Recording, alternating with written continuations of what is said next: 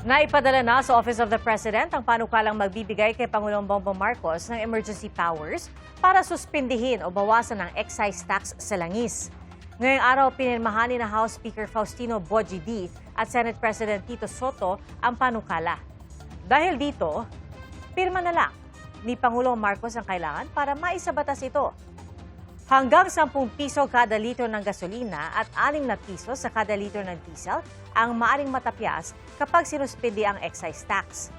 Sa ilalim po ng panukala, maaring gamitin ng Pangulo ang kapangyarihan na suspindihin o bawasan ang oil excise tax kung ang average price ng Dubai crude ay lalagpas sa $80 kada bariles sa loob ng isang buwan.